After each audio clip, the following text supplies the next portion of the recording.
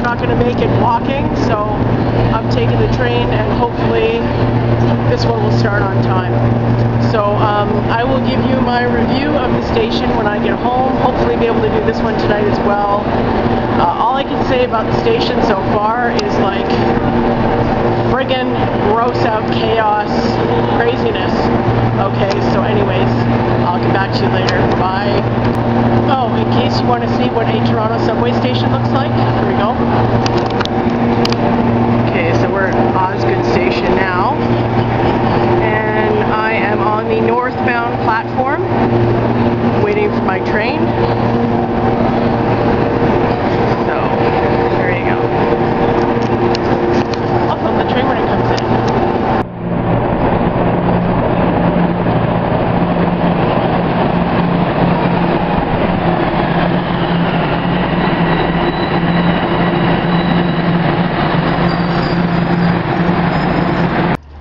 Hey guys, okay, so I made it. I'm here at Bathurst, so I'm on my way over to see the Sacrament at the Bloor Theatre. Hopefully I'm going to have enough time to grab a coffee before I get in line, because there's definitely going to be a line. See, this is what really irritates me about TIFF sometimes, is when a movie starts late, doesn't start according to schedule, it really throws you off. So if you've got like 2 or 3 films to see, and they're fairly close together, if one is late, you're screwed. You're going to have to leave the screening, which is what happened to me with the station today. So anyway, I wasn't going to miss any of this, the Sacrament, because I'm really, really looking forward to this. So when I get home, I'll do my review and let you know how it was. Okay, bye guys. Good afternoon and welcome to the Hot Dog Floor Cinema. My name is Colin Geddes, and you may recognize me as the programmer of the Midnight Madness selection, but they've let me out of my cage and they let me program films in the Vanguard selection. Vanguard is that intersection of art house meets genre. And the selection of this film is actually really works in so perfectly with this year, with Midnight Madness and with all the programming we're doing.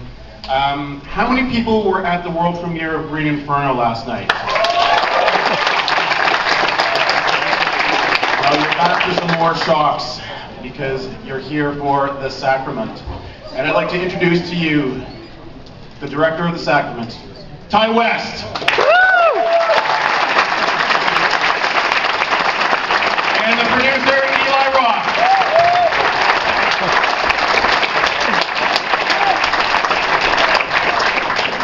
Thank you. I will be introducing Ty in just a moment. Thanks so much for coming out, everybody.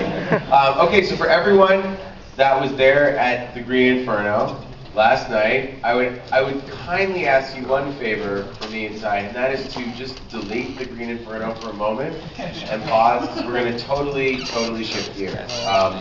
I think that, you know, Ty is really one of my favorite filmmakers. We met about 11 years ago at the Sitges Film Festival.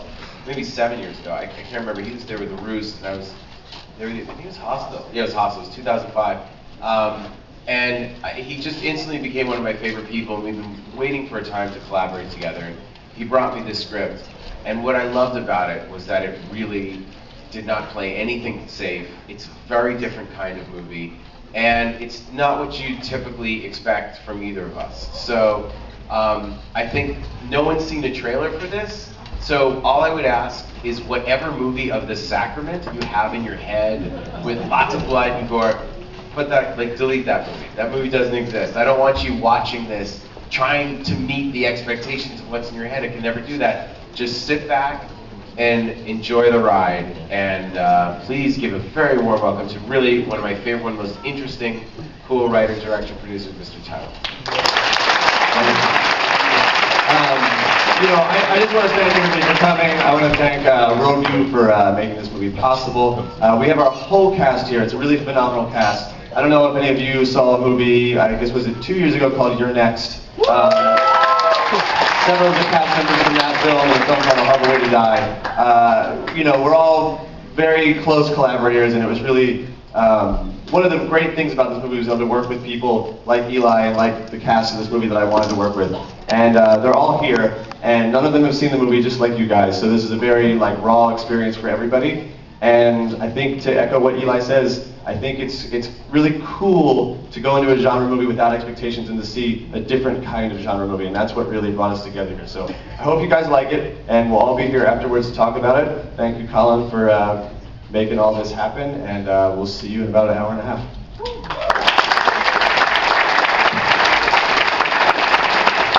This film is eligible for the Blackberry People's Choice Award. If you'd like to let us know, show your passion for film by voting in the Blackberry People's Choice Awards. You can vote as in two main ways.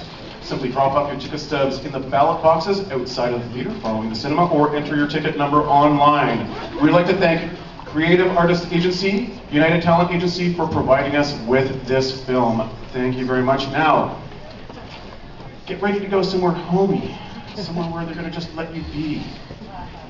Get ready for the Sacrament. Thank you very much. Hello again. Okay, so this is my review of The Sacrament. And I was expecting a lot from this movie. It sounded so good in the TIFF program book, and I'm happy to tell you that it met my expectations. It was awesome. I fucking love this movie. It was really good. It was a terrifying film, okay? Now, this film was directed by American director Ty West, and it was produced by Eli Roth. I got some great footage for you guys because this movie was at the Bloor Theater, which has a big screen, and whenever they have their intros or whatever, they project it on the screen. So you guys are going to get some good. You guys got some good views of Eli Roth and Ty West, who were there at the screening to introduce the movie. And so this movie was based on kind of like a Jonestown premise, where people in this who belong to this religious cult are, you know, brainwashed and mind controlled into committing suicide, believing that they're doing this for their own good by this religious leader. Okay, so to summarize, the movie starts off with these guys who are working for this magazine called Vice magazine in New York City, these journalists. And one of the guys, who's a photographer, gets a letter from his sister, who is a member of this cult, saying, oh, you know, like, she used to have a drug problem, and she's all cleaned up, she's sober, and she's living at this, you know, paradise, and she wants him to come visit her, and she's telling him how great the place is. So the guys from the magazine decide, hey, this would be a really great story to do, so we'll come with you. So they get on this plane, they go wherever, and then they're met at the airport by these people who say, we're going to take you to an undisclosed location. We don't want you to know where this is. We'll take you in by helicopter and fly you out when you're done with your business. So, you know, they agree to this and they go.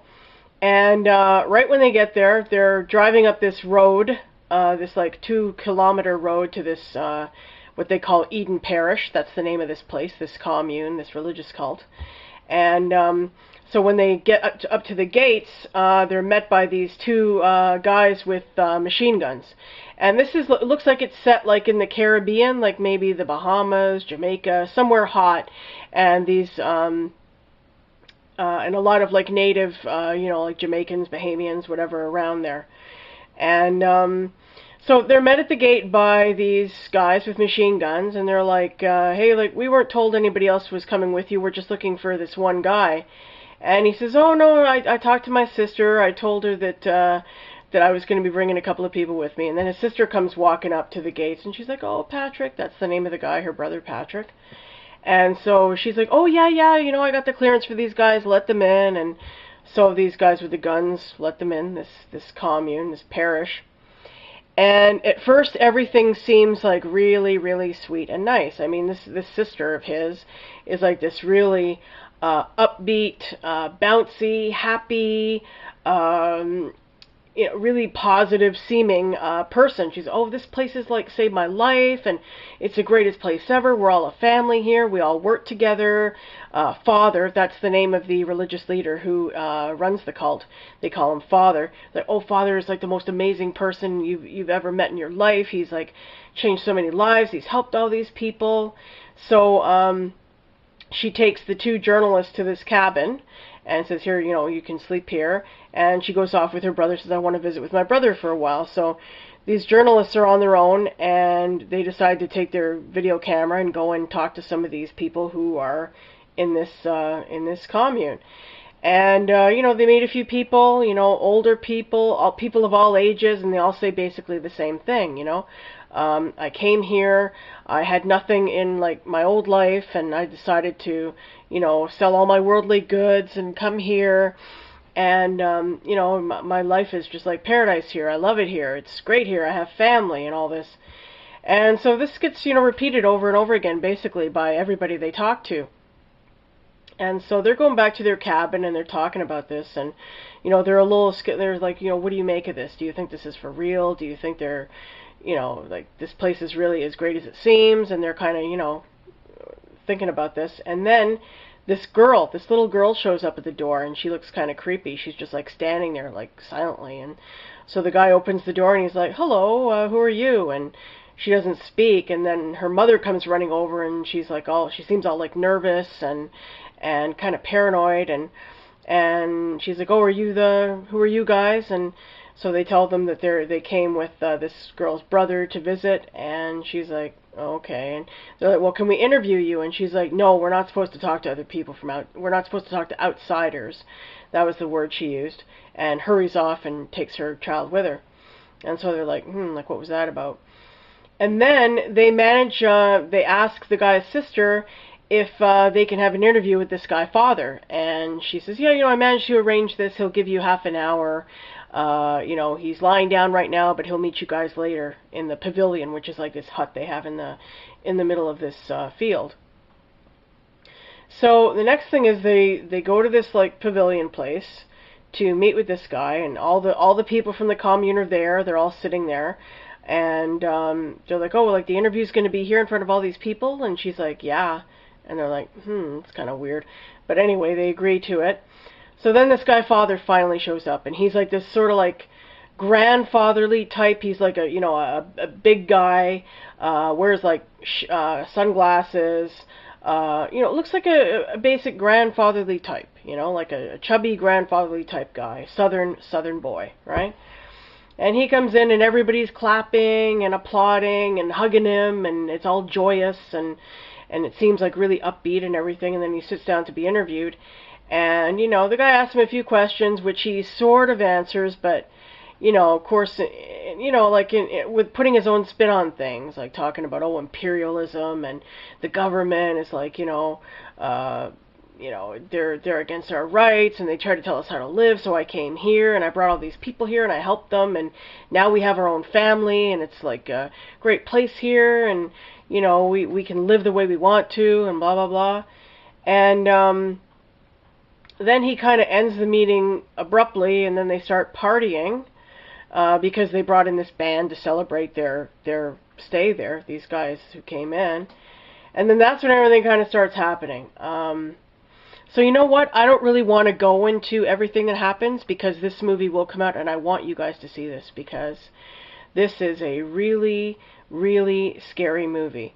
Now, you know, a lot of us think of scary movies as being like about monsters and about demons and, you know, ghosts and stuff like that, and those movies can be scary when they're well done.